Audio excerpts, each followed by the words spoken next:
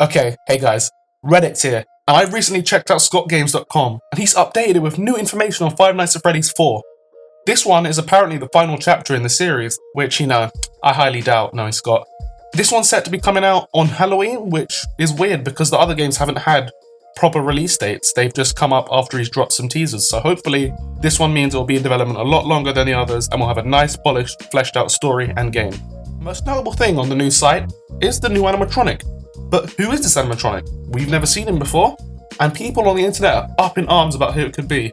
But personally, I think there's only one explanation, and that explanation is Golden Freddy. Now, why do I say that? It's a flurry of reasons, but the main one is, if you look at the hand of the animatronic, he's holding the hat between his index finger and thumb. He has a second finger, and if you look closely in between, there's a third finger and a fourth finger, meaning he has the crank ability like Springtrap, meaning an employee can get in the back, pretend to be an animatronic, entertain the children, get out of the suit, and then set it to be an animatronic on its own when they're done with their shift. If you also look in the arm where there's a tear, it has the same endoskeleton like Springtrap does. If you look at the eyes, it has the same casing like Springtrap does. That means it could only be a suit which had the crank ability. And as far as I know, the original Fredbear's Family Dino, did not have the crank ability. Now, if you haven't noticed, on the animatronic's body are these weird Freddy heads. Why are they there? For now, we can only speculate. But if you look closely at the Freddy heads, you'll see they have these weird sharp teeth in the front, and then deeper inside they have the normal molars of the average Freddy Fazbear suit. At the time of making this video, it's become apparent to me that the 8s and 7s in the URL bar at the top of the Scott Games website have disappeared. Now, I don't know whether that's just my internet not bringing it up properly, or I don't know if Scott's gotten rid of it. But where in the Five Nights at Freddys series are the numbers 8 and 7 prominent?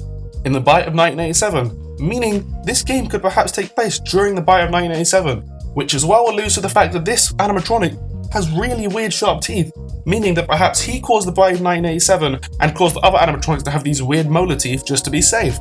Now, a lot of people have noticed this picture going about online. It's a brightened version of ScottGames.com, and in it, it says Nightmare across the bottom. Why did Scott hide that there? We don't know. It could mean a whole load of things at this point. Perhaps this game takes place in the nightmares of one of the security guards, nightmares of maybe Purple Guy or Pink Guy or someone who murdered the children, or maybe this game is in a nightmare of one of the children who were murdered. Another thing that I haven't seen people pick up on in the Brighton image is that the Freddys on the animatronic's body are crawling out of the suit. This has caused me to speculate that the new animatronic is some weird kind of ghost, but perhaps he has a physical body as well, in the sense that he's able to manifest as a spirit, unlike the kids whose spirits are trapped inside like the puppet and the other animatronics. A lot of people haven't realised, but during the Five Nights at Freddys 3 hype, Scott revealed a teaser image of Balloon Boy going around. Eventually, this picture was also brightened and people found that it had a 10 on it. But what did this 10 mean? When Five Nights at Freddys 3 came out, people still didn't know what it meant. But if you look closely at the new game, when's it coming out? The 10th month of our year? This means that Scott knew there was going to be another Five Nights at Freddys game, and he was teasing us before we even had the chance to figure out what it meant. And if you've watched the recent game theory on Five Nights at Freddys 3, you'll see that MatPat finds out there was the first Freddy Fazbear's Family Pizzeria before the one we play in Five Nights at Freddys 1, meaning this could be the location for the new game, which could mean as well that Fredbear's Diner is still available for Five Nights at Freddys 5.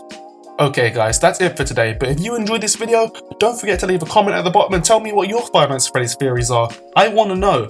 Also, don't forget to punch that like button and leave a subscribe because it really helps.